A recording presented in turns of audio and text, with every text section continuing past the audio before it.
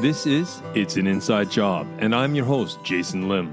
This is the show where we explore the stories, strategies, and science behind growing resilience, nurturing well-being, and leading with intent.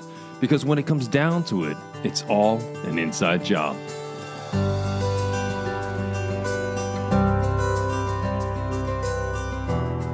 Well, welcome back to the show. Perhaps I've caught you walking your dog, or going for a run, or driving to work, or catching the bus home from work. Well, I've got a question for you. Have you ever felt pressure to perform a version of yourself that isn't entirely real, just to meet others' expectations of what a leader should be?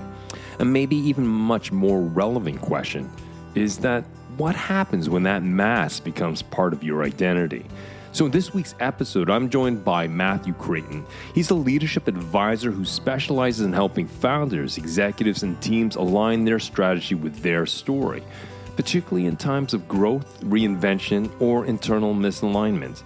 Now, Matthew is the co-founder of M2 Aspire, where he supports leaders navigating both the emotional and strategic toll of visibility.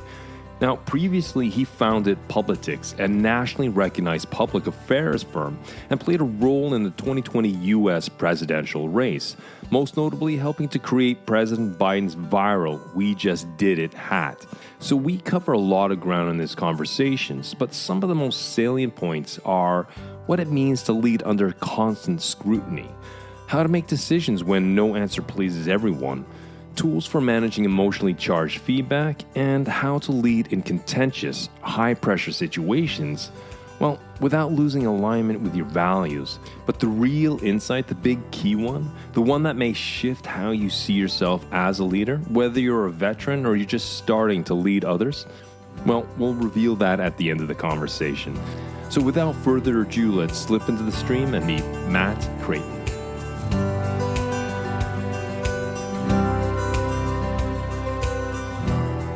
Well, I'd like to welcome everyone back to the show. Matt, welcome. Thanks for having me. Could we kick off by you introducing who you are and briefly what you do?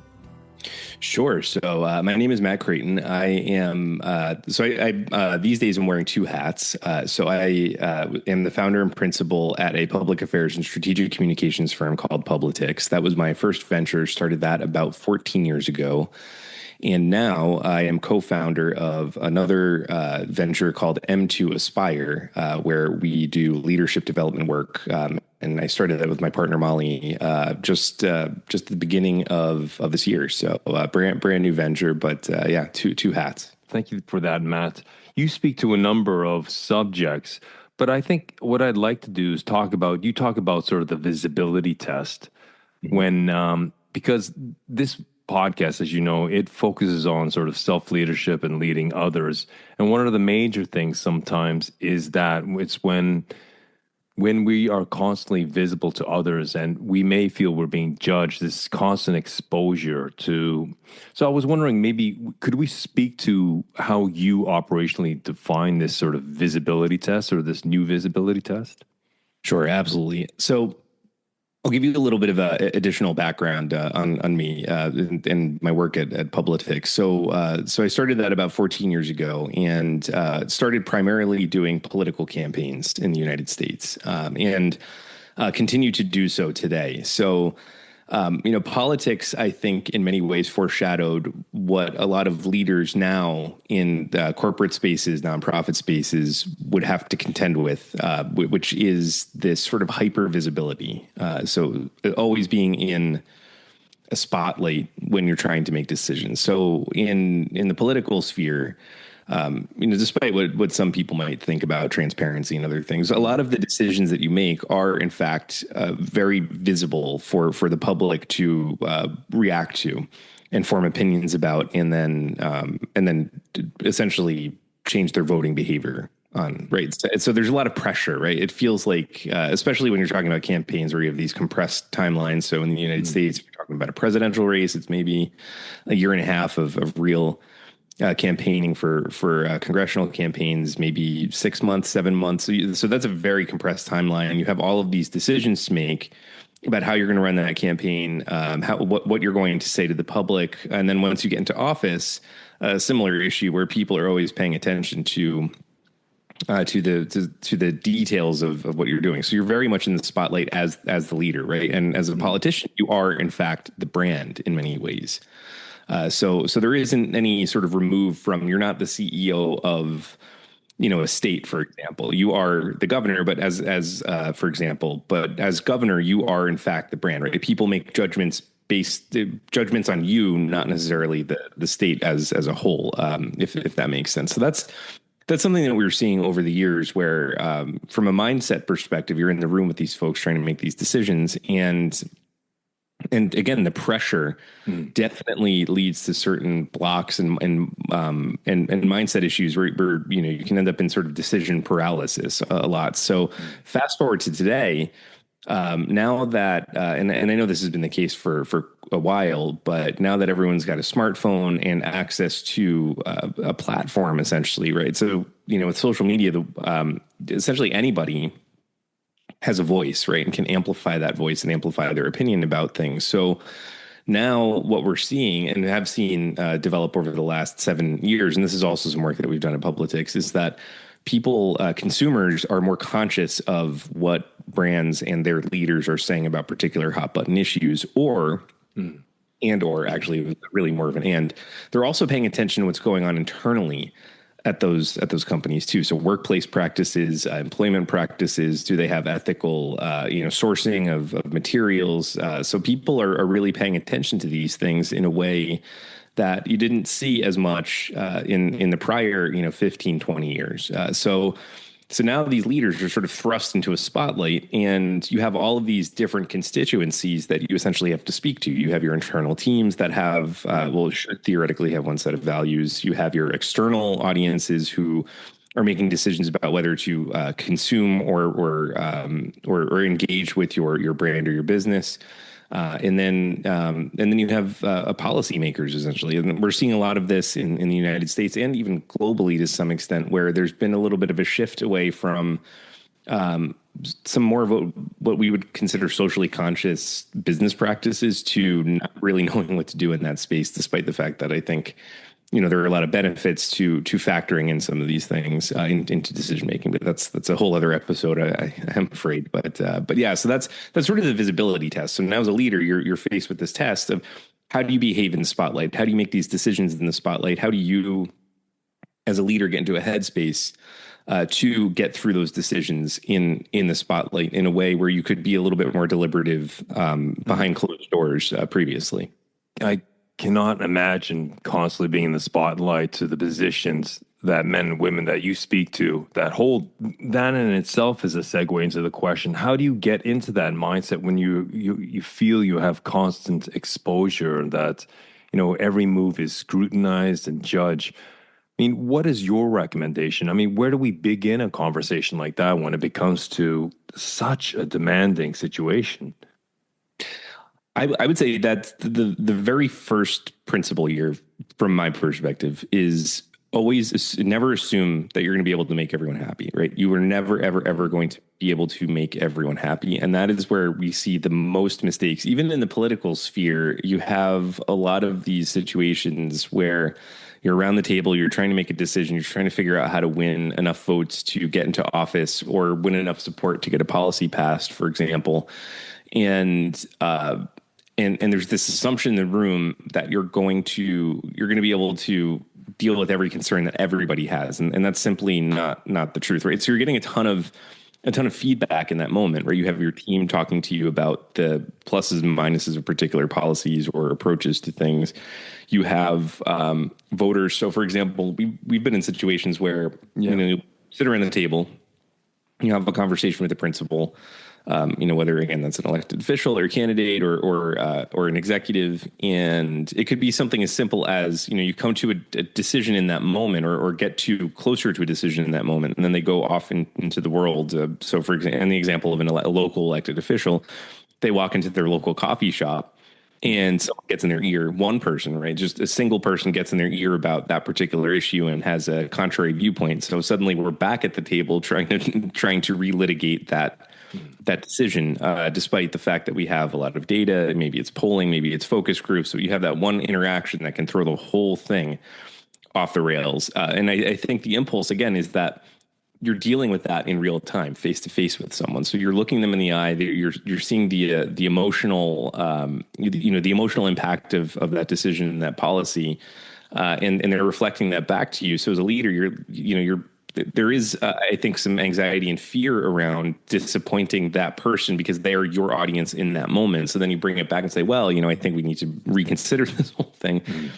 And so I think you end up with situations where you have a lot of, splitting the difference, which is not an effective strategy, generally speaking, right? Like, I think generally you want to have a viewpoint that, or make a decision that aligns with your values as an organization, right? And that's not going to make everyone happy. So you have to figure out where the important constituencies are. Like, who do you need to work with in order to operationalize this decision and to move your organization forward and to take that next step. So I would say, from a mindset perspective, getting very comfortable with the fact that some people are going to be mad at you, and that's okay.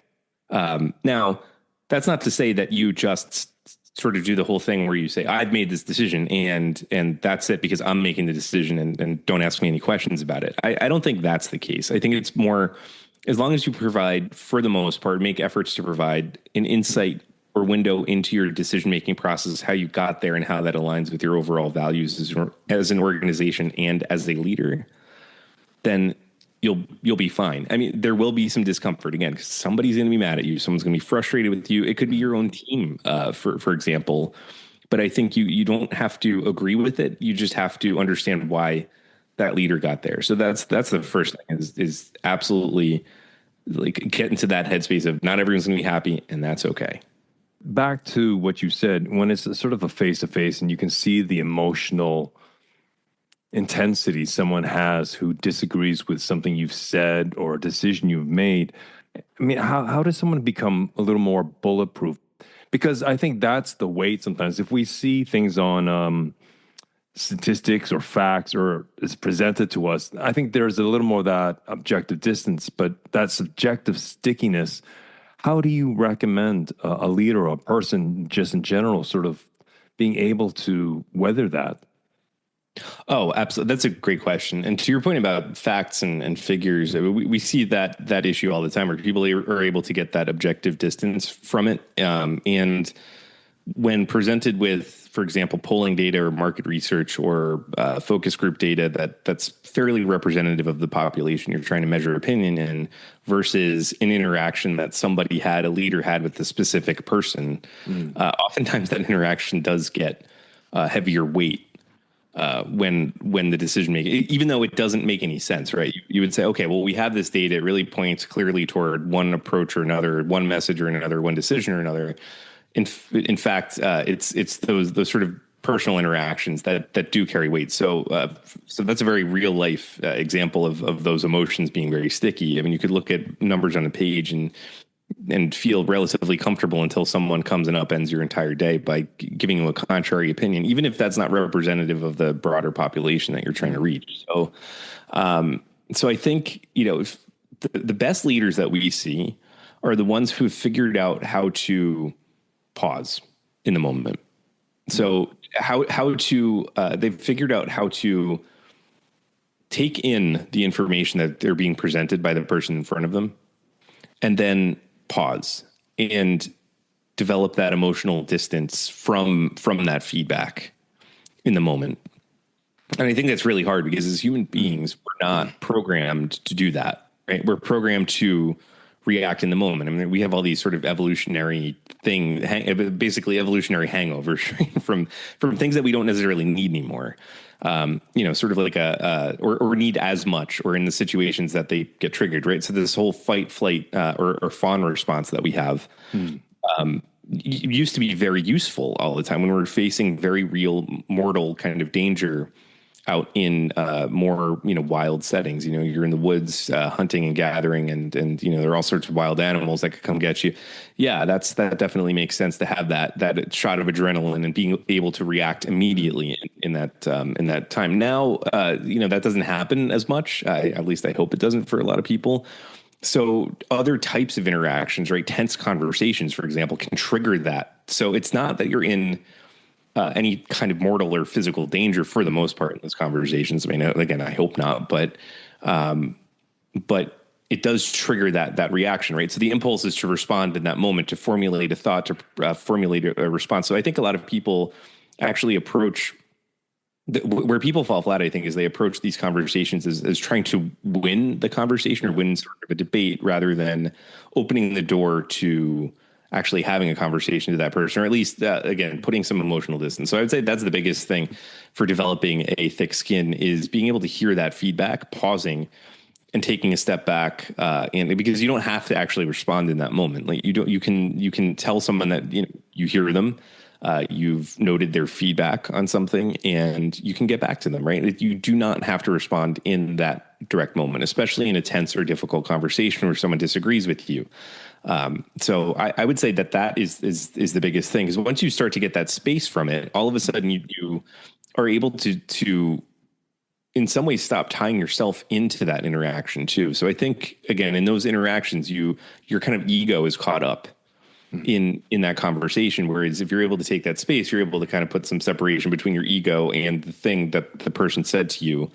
Because when someone pokes at your ego, that hurts, right? That's for sure. Actually, it creates that sense that maybe you're not worthy. Maybe it pokes at some imposter syndrome that you suffer from. I mean, I think everyone does for the most part.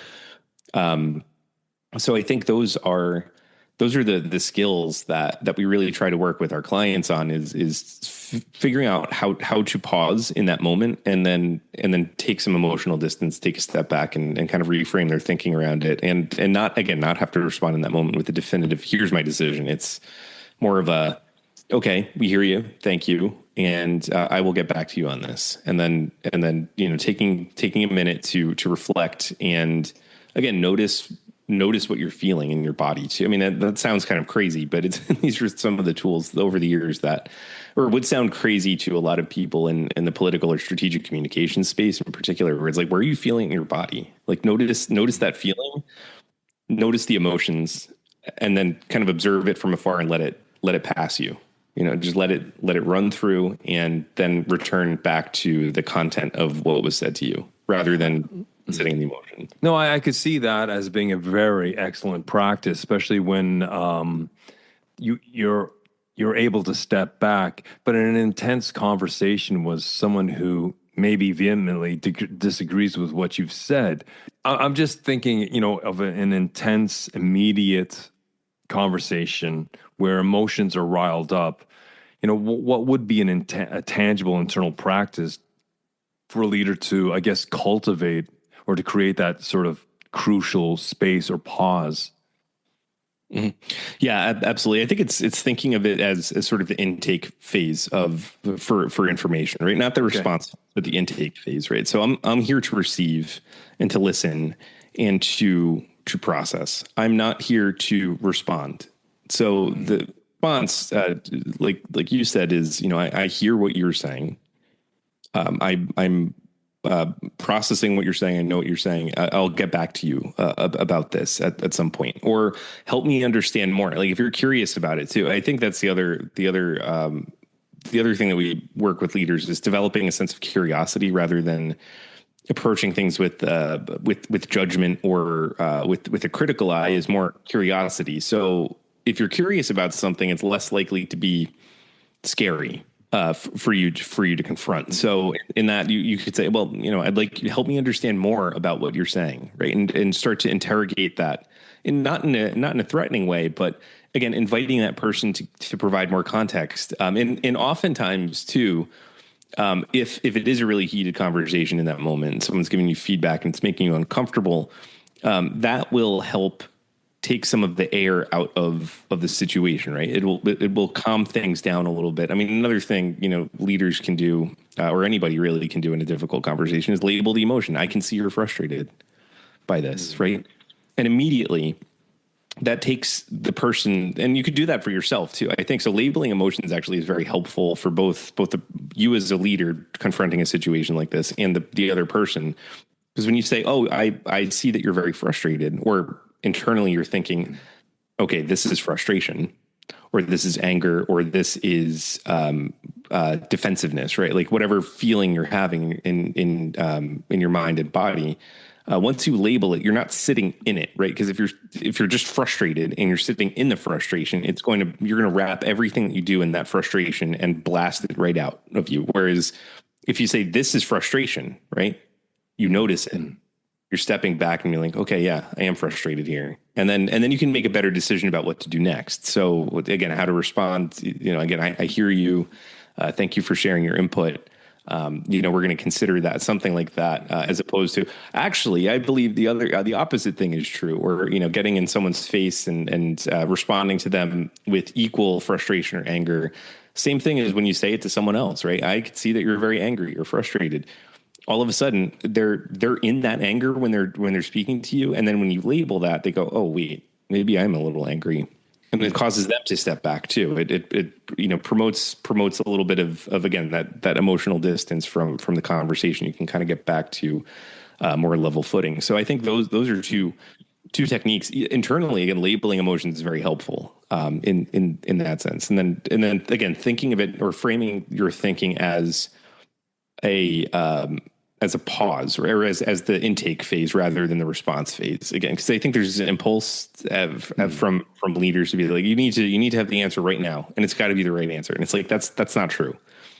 That's actually not true at all. You just need to listen, and then make sure that people know that you listened, and then come back with something again that aligns with the values that your organization holds dear. So I think those are the tips that we typically work with leaders to try to cultivate those practices. Yeah. So if I, as a leader, I know I'm going into, the lion's den per se, and I know there's going to be people who have opposition to what I say or who will challenge me, I may want to prime myself to say, look, I'm not there to respond. I'm there to curious. I'm there to learn their perspective. I don't have to agree with it or to acknowledge. Well, I can acknowledge their point of view, but I don't have to agree with what they're saying. But if I take on a curious mindset, I can ask more questions to explore their thinking. Perhaps maybe not ask them why they think that to justify their answer, but more, what is the reason you believe that? And then thank you for sharing, or I see your point of view, maybe find some sort of common ground without actually agreeing with them. And that in itself, by people, from what I understand, is that when people feel listened to, or they've got to explain or articulate their thoughts or emotions around something, that can really take sort of the sting out of the moment. That's exactly true. So I think as a leader, when you're walking into a contentious situation, it's for example, you're walking into the boardroom, and you're going to have some board members that disagree with you on a particular issue, or again, like a member of Congress, right? To bring it back to that, where you have members of the public in a town hall, and you're walking into that town hall, and they're upset with you. I think there are two pieces, right? So sort of two phases. So number one, if this is still the information gathering phase, then you absolutely should go in there with a sense of curiosity and help, again, invite people into that conversation. It's not a debate per se. It's again, opening the door to those conversations. Actually, there, and in terms of persuasion, right? When you're thinking about actually persuading people of a viewpoint that you already have, that is one of the most effective ways to do it, is to draw that information out of them, be curious, and try to find common ground. So there was a lot of great research on this technique called deep canvassing, right? When people are out knocking on doors on behalf of political candidates, they are essentially engaging in some storytelling, and then also kind of a motivational interviewing technique in order to get people to realize that there's a lot of common ground on issues where maybe you wouldn't think there's common ground. So common principles, common values, you just didn't see it previously.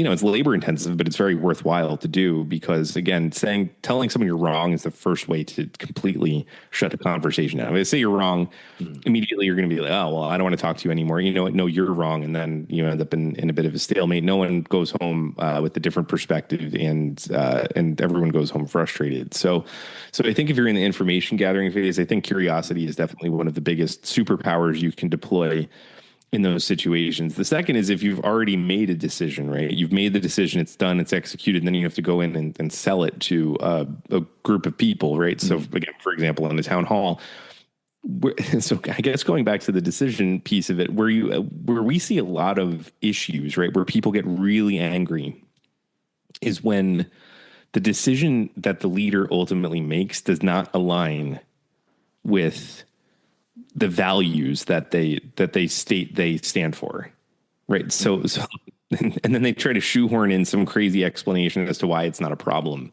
and that's where people get really, really angry. So instead of actually listening and making a decision and taking a principled stand on something, maybe they've made a decision that doesn't align with values, and that's when you start to lose people ultimately. So it's very important, I think.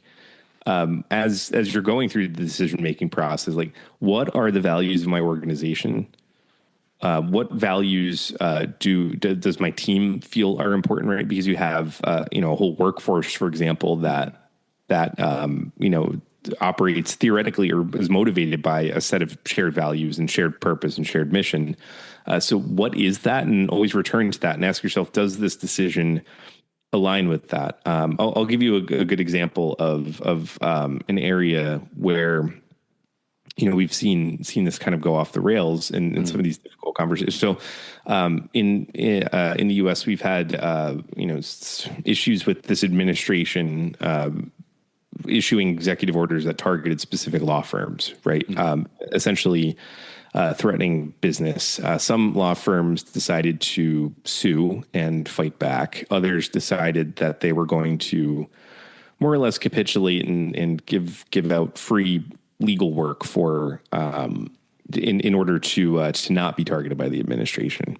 What we saw at the law firm. So when you're an attorney, right, like the whole sort of ethos. Again, you can debate whether or not they're ethical or unethical, parts of the law, I think, or being an attorney. But I think, most people go into the law and in the legal profession because they have respect for the rule of law, right? That is wrapped up in their identity, right? So we have this system in the United States where if there is an injustice done, you can go to the courts and you can have some sort of legal redress. And it doesn't matter who you are, where you're from, what you look like, what you believe. Everyone should theoretically have equal access to that system in order to resolve conflicts and resolve, matters of injustice. Now, if you're working for a place and that's your ethos, right? Everyone deserves representation. Everyone deserves an advocate. Even the corporations, right? Like all of these corporations deserve vigorous advocacy in front of the courts. And then all of a sudden you go, you know what, we're going to kind of turn our back temporarily on the rule of law in order to protect ourselves short term. All of a sudden you see a lot of partners and associates and other people work at these places. There's definitely a morale issue for sure. But then also a lot of them left and went to other firms too. And clients left because if you're hiring an attorney, again, you're hiring someone that you think is going to go to the mat for you if you need that kind of service. Now, I'm not, again, making it. It's very hard to make that decision in that moment because it seems like you're facing down an incredible existential threat. But long term, I think you can do a lot of damage by just sort of sitting there and trying to solve their short term problem rather than enduring a little bit of pain in the short term and then setting yourself up in the long term for more success. But you see where the values don't align there, right? So you have this value that's tied up in being an attorney in the legal profession, that everyone deserves access to the legal system. And then all of a sudden you make a decision that doesn't align with those values. All of a sudden you have a lot of other problems maybe that you didn't anticipate. So I think, again, like you look at any decision that a leader makes, and trying to get comfortable with the spotlight there. I think, again, enduring some of that short-term pain and taking some emotional distance there can really help save you some long-term structural issues, right? Eroding the foundation of your organization, not a way to avoid that short-term pain. It's not worth it, in my view. In the first half of our conversation, Matt explored the increasing complexity of leadership in a world of relentless visibility. Drawing on his political and corporate experience, he emphasized that trying to satisfy every audience is not only unrealistic, well, it's a recipe for diluted leadership. Instead, he encouraged leaders to anchor themselves in their values and be intentional in every decision. We unpacked how leaders can navigate difficult decision-making moments, especially when balancing hard data with human emotion. Matt stressed the importance of transparency in explaining how decisions are made, even when not everyone agrees with the outcome. To help leaders manage the emotional toil of feedback, Matt introduced strategies to create healthy distance, including, pausing before reacting, labeling emotions to reduce their influence, and adopting a curious mindset during tense conversations. We also explored how to lead difficult conflict without defaulting to persuasion or defensiveness. Instead, Matt recommended deep listening, drawing out others' perspectives, and returning to the organization's core values as a compass in difficult conversations. It pretty much means be curious, explore the other person's perspectives. Now, all these insights that Matt has shared with us have been forged in experience. So these insights form a pragmatic toolkit for the veteran leader or for that freshly minted leader who very often find themselves navigating scrutiny, complexity, and emotional intensity. Well, now let's slip back to the stream of part 2 of my conversation with Matt Krayton, where he shares more key insights.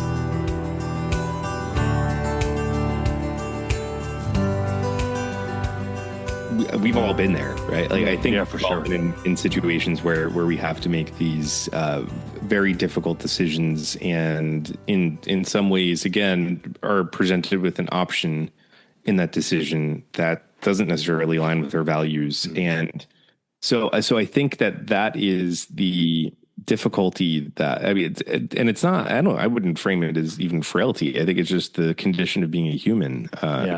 Unfortunately, right? Like if we were computers who could weigh all of the data points and not, again, have any emotional attachment or fear or anxiety about things, that would be great. Well, I mean, I would argue in some ways maybe not so great, but I mean, in terms of decision making, I think that would be great. But we're not, right? We are human beings that have these we have an emotional stake in the things that happen in our lives, and in business and in the organizations that we lead. So it is incredibly difficult. And I think one of the things that is really important, again, when we're talking about leadership, is that leaders surround themselves with trusted advisors, right? Someone who could be an objective, sort of third party that can really help drill these skills and mindset, and drill on skills and then practice mindset and reframing thinking around some of these things before you even have to make the difficult decision, right? And I think that's one of the most important things that I think goes missing, right? So, like, I mean, this is one of the big frustrations, and this is actually what led Molly and I to start and to Aspire. Was both of us had worked in politics and government. So again, I kind of gave you my story. Molly was what they call a cabinet secretary for the Department of Health and Social Services in the state of Delaware. So she was appointed by the governor to essentially lead this gigantic department with 4,000 employees, several $1 billion budget during the middle of the COVID pandemic, right? So in charge of health, essentially. And so we've been and had worked in a bunch of other positions. And I think as we were talking about leadership, and it oftentimes, like when you're in these pressure packed situations, particularly in campaigns or even situations like a pandemic, you're in this compressed sort of pressure cooker of an environment. And what goes missing again is like there's not a whole lot of mindset work that goes into preparing these leaders for these situations, right? So even if you look at a campaign and you're talking about doing debate prep, right? Like a lot of that focuses on delivering the line, right? And what to say, but not so much like how are you going to manage your own emotions during this process, right? How are you going to manage your temperament? How are you going to manage taking all of the sort of incoming verbal fire from your opponent on the stage, right? So what you end up having are people who are good leaders, but also are facing these big monumental decisions without that support for mindset, or even the folks that are supporting them, right? Like the campaign managers or the chiefs of staff or things like that.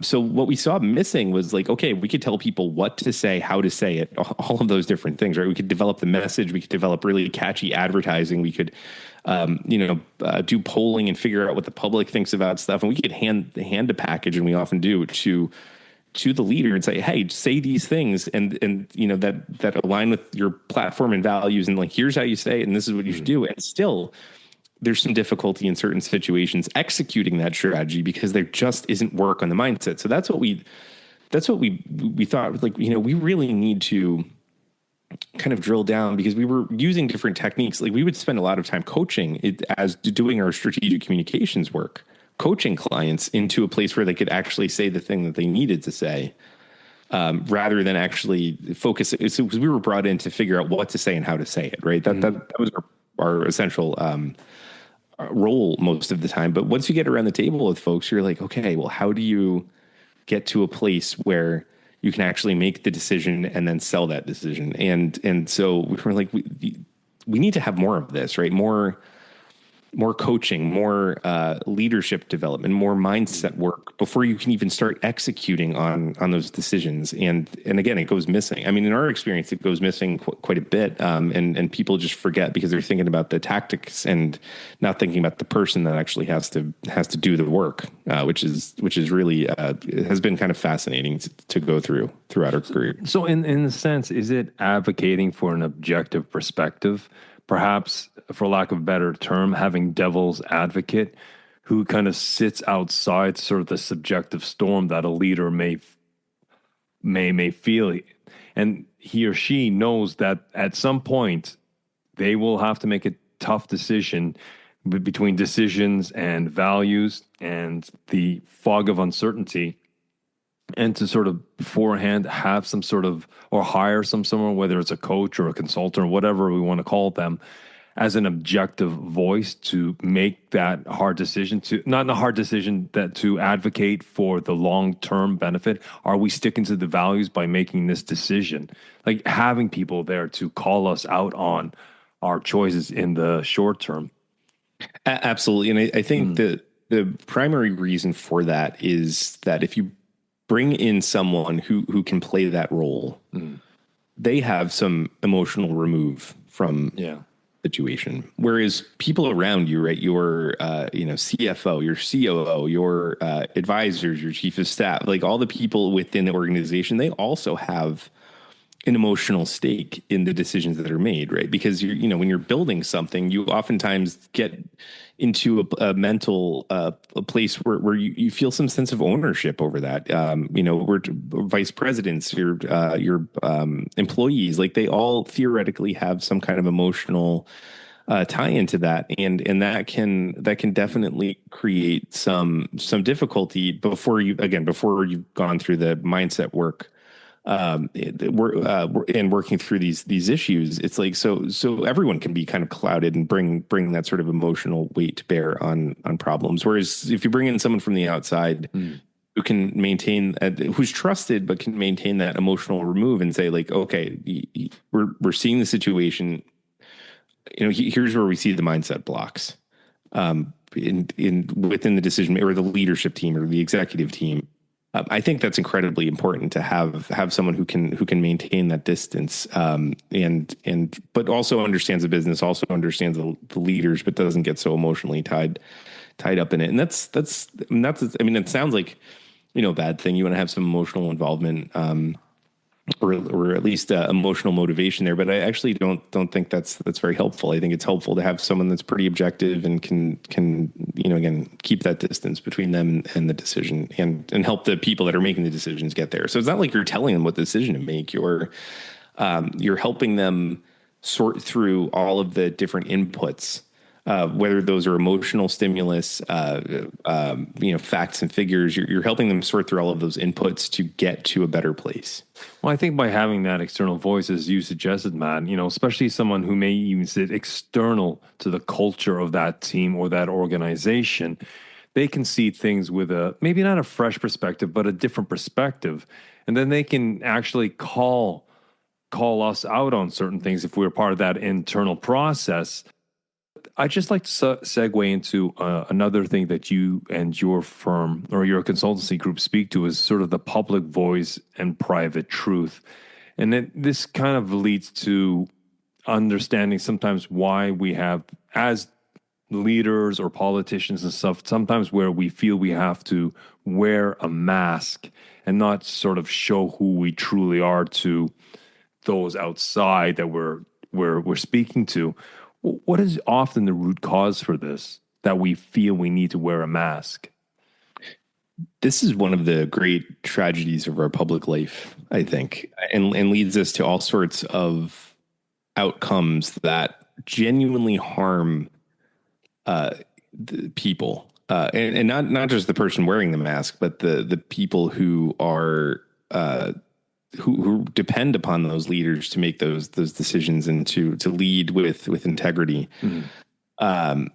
So I think one of I think there's this huge delta between what especially in sort of political or public facing leadership, there's a big delta between what people perceive they want in a leader versus what is actually effective in leading, right? What qualities are effective in leading. And so I think that we have sort of cultivated these sort of stereotypes of leaders, right? That are that always have the right answer, that know exactly what to do in every situation immediately, that are articulate and charismatic, and they have the looks and the and are great storytellers and can articulate a big beautiful vision for different things. And the reality is, all of those things are important, but if you can't actually persuade people and get people rowing toward a shared mission and shared values, you're never going to be able to lead effectively, right? So it's sort of hollow, right? It's the performance part of it that I think we as a society and as a culture have traditionally viewed as leadership, right? So when you're talking to, so this is really interesting, when you're doing focus groups, which are essentially, you get a bunch of people who are representative of a population around a table, and you give them information about a candidate. So you show them video sometimes of speeches or ads or, photos or different, go through different descriptions of people. A lot of the things the things that people gravitate toward, particularly in times of uncertainty, is this idea of perceived strength, right? So is this a strong person? Is this a strong leader? And strength, I think, in those limited circumstances, without being able to sit in a room with the person for extended periods of time and watch how they work through problems, is this sort of very confident kind of outward. Outward confidence, right? In their viewpoints on certain things, without the sort of substance of, okay, well, how do you actually operationalize those decisions and the values that you espouse? So that leads us down paths where I think people are attracted to people who say, I'll fix it for you, right? Like that's I think a very attractive thing in a time of uncertainty. Like, I know exactly what's wrong. I know what the answer is, and I will fix it for you, even though they have no idea, right? So the leader in that sense is putting on a mask, right? Because they know they don't have the answer. I mean, some of them might think they actually have the answers, but a lot of them know that they don't have all of the answers, right? They're just saying that because they feel like that's what's going to get them into a better place. The really good leaders are able to communicate through uncertainty, right? And communicate through the process and reassure people without the bombastic, sort of like, I will fix it for you type language. So I think that, those are the best leaders. And I think the impulse wearing a mask, I think in any case is a product of fear.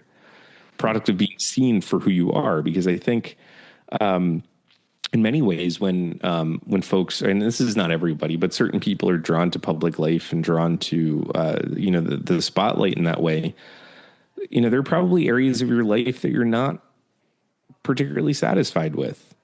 That you feel like that you feel like there's sort of a hole that you have to fill with the attention that you're getting on that public stage. So you put on this mask because you're afraid that people, when they see your authentic self, are not going to want you to lead. They're not going to care about you. And this is going to sound kind of a little bit out there, but some of this stuff goes back to childhood wounds, right? Like stuff that kids deal with when you're growing up in your most formative years. Like childhood trauma is again, for a political, person who's working in politics, it kind of sounds insane to say that. But if you talk to a lot of these people, like there's something in their childhood where you look back and go, man, like, they had parents that didn't quite pay attention to them, in a way, or valued, or told their kids that they valued strength and being tough over, compassion and empathy. So to sort of please that parent, you develop this sort of mask of like, maybe you are a sensitive kid who's interested in things that are not tough, but you got to put on the mask to please your parent. And then that carries over into adulthood, and you carry that into your public life. So there are a lot of reasons that people wear masks, but I think there's, again, this profound fear of being seen in a way that's authentic for people. Even me saying this right now. So this is kind of funny as we talk about this, right? So, getting into politics about roughly 14 years ago, when I first started this first campaigns, you have this sort of picture of what political consultants look like, or people working politics look like, right? They're kind of buttoned up. They're very serious people, right? And they don't talk about things like trauma or emotions or empathy as much as you would hope they would.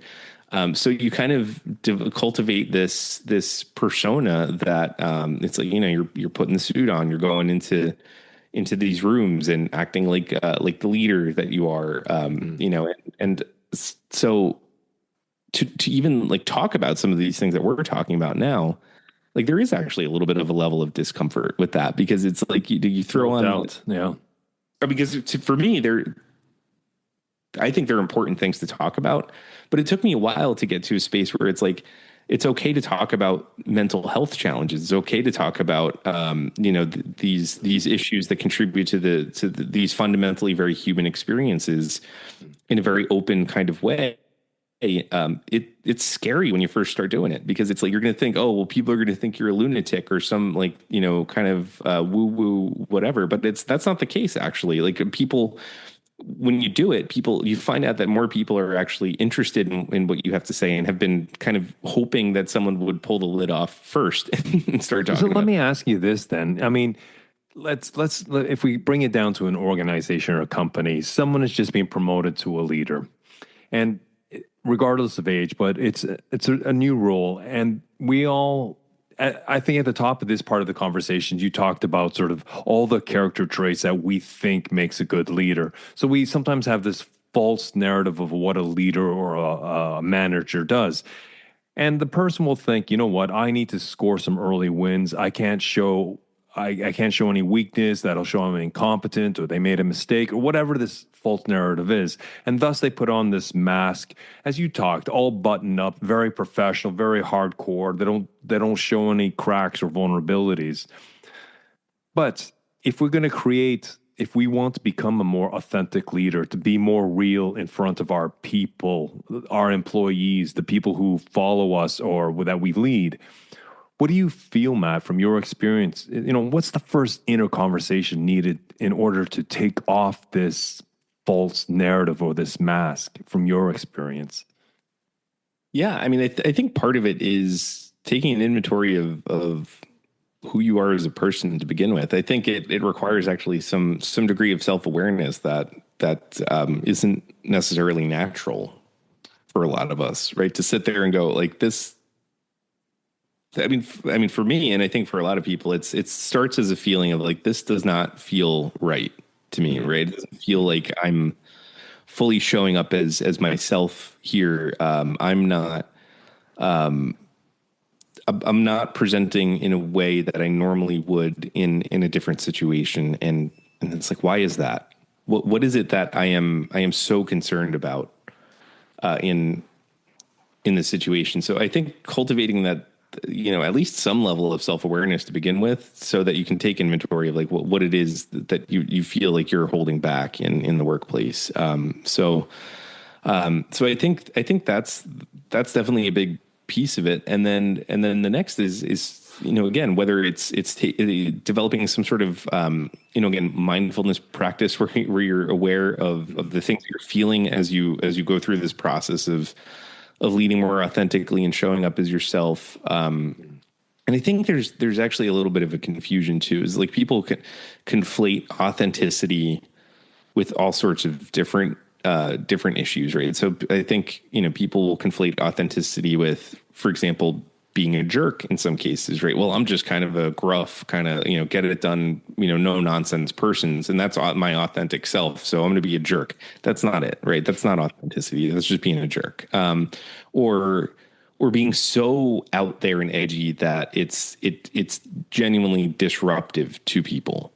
Like, I think that's also kind of conflating authenticity, but everyone has a specific way of communicating, specific, again, values that they hold internally, and quirks, and kind of letting that out. I think is a whole process, but it starts with that self-awareness, being able to take inventory of who you are first, rather than trying to do stuff that like we see it all the time in politics where people, oh, you got to be more authentic. It's like, okay, well, I'm going to like pretend like, I want to grab a beer and pretend like I'm a person that's like super interesting and fun to hang out with, kind of like, at the frat party type deal. But it's like, no, you're not. You're kind of a wonky data nerd who loves facts and figures and policy.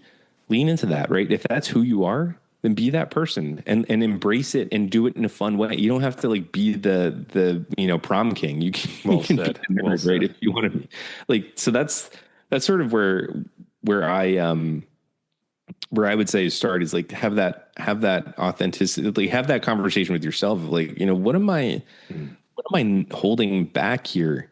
And why am I holding it back? Why am I putting this on this mask? And am I not effectively communicating as a leader because I'm afraid that people are going to see me as a person? And am I afraid to be vulnerable? Am I afraid to show empathy for people? I think there's a lot of that, unfortunately, out there. I think it's very important. I think we all know it that, we as human beings, we can smell the facade. We can smell the superficiality when someone's not really being their true selves. You can see it. I mean, there's just this awkwardness in their mannerisms and their inflections and their body language. There's a disconnect between what they say and what we see. And I think sometimes we try to mask it over. And I completely concur with you. I mean, you can, whether you're at a party or a meeting or some sort of event, and you're talking to someone who's truly sincere, authentic, who is not trying to be extravagant or flamboyant. They are just who they are, and you can see when someone sort of speaks to their truth. But at the same time, I think there is a level of masking that is important, because when we're in a professional environment, we don't want to reveal everything. There is some level of being put on that mask of a professional, maybe putting on the uniform of a professional, and we can allow some level of authenticity. But I think masking in itself, there is some sort of legitimate reasons to have it. But I think what I hear you're saying, Matt, is if it's some sort of false narrative or some sort of belief we believe of this is what someone should be who is in a leadership role, then that can be a detriment. Am I sort of scoring close to what you're speaking to? You are, yeah, and it definitely can be a detriment, and also it has the impact of, I think, people in the organization when you're trying to because one of the most important jobs of a leader is to cultivate other leaders in that organization as well. Is that you end up missing a whole bunch of talent in your organization because they don't feel like this sort of archetype of a leader that's been put forth So they hold themselves back. They don't raise their hand. They don't step forward into those leadership positions because they're also afraid of being seen if they don't see that behavior modeled at the top. So if it's just again this very sort of scripted, stilted kind of performance from leaders, you're going to miss all sorts of people who have a lot to contribute to organizations, but are just afraid because they'll sit there and they see again the modeled behavior and they say, I'm not a leader. I'm not one of those people. I could never be one of those people. When in reality, a lot of those the ones that don't raise their hand. I mean, like if you and I'll attribute this to Molly's one of her things is there's a lot of buried treasure in these organizations, and you're constantly running up against this where you go into these organizations and you start talking to people and you're like, wait a second, why aren't you in charge of this? Because I think there's again this sort of combination of imposter syndrome and again seeing modeled behavior of leadership and then you say to yourself, I'm not that person, I'm not that leader, when in reality again you talk to these people and they are actually buried treasure. They know everything. They know how to motivate teams. They've put together all these wonderful systems in their little corner of the organization, and yet they're just stuck. They're stuck there because of that, I think, masking, from the top and this, lack of again, authenticity in the culture. So I think it does have a huge impact, even way downstream where you're trying to cultivate other leaders. So then you end up with people who are willing to do the performance as opposed to do the thing that needs to be done. So it's really an interesting thing that we keep running into is like, you start talking to folks and you're like, wait a second, you should be in charge. Like what's happening? What's happening? Or like, why are you relegated to the darkest corners of the organization? You have a lot to contribute. And you hear time and time again, well, I'm not leadership material. Our leaders look like and sound like and do this. And it's like, well, that's not true, actually. Well, it's just modeled for you. Yeah. We've covered a lot of ground today, Matt. And we're coming close to the top of the hour. I'm very respectful of your time. Is there one core message from all your experiences working with politicians and top leaders and just doing what you do that would be of super benefit to our listeners today? Yeah, I would say the one thing is don't try to skip the part where you focus on the person making the decision, right? Or having to lead. Because again, I think we often see people skip to the tactics and the strategy and like trying to implement and look so far down the road before actually doing the foundational work of like, is this leader in a headspace where they can actually execute the strategy and persuade people of a viewpoint if that's necessary to do so. So I think I would say, do the mindset work. Don't be afraid to delve into areas that may not be comfortable for you. Don't be afraid to develop practices that may not seem like they align necessarily with your vision of what a leader does. But I mean, things like, again, mindfulness and meditation and breath work and like all of those things are incredibly helpful. Even if they don't seem like they're things that people in certain spaces do, it's like you're wearing a suit in the boardroom. It's like, oh, did that guy just meditated or did some breath work before walking in here? I think, again, don't be afraid to do that because it's actually very helpful. And there's a lot of neuroscience out there that shows that these things are very helpful. So don't skip the person, right? Don't skip the person and get straight to the strategy and the tactics. Like really focus on building up leaders as an asset as opposed to just a vehicle for some for decision making. They're actually, we're all human beings, and we have to be we have to approach it as such. Well, Matt, you're a well of knowledge. If one of our listeners, or many of our listeners want to reach out to learn more about what you do, what would be the best place they could reach out to you? Sure. The best place to reach is m2aspire.com. So that's M and then the number 2, aspire.com. I'm also on LinkedIn at Matthew Krayton. I think I'm on there. But anyway, if you Google Matt Krayton too, I'm also the only one I think that spells my name like that. So you'll find me straight away on the homepage. So LinkedIn, M2 Aspire, those are the best ways to get in touch. We're also on Instagram and we have a Substack as well. So that's, I think, substack.com/M2 Aspire as well. I'll be sure to leave all those links in the show notes. Well, Matt, thank you very much for an intriguing conversation today. I've learned a lot. Thank you so much for having me.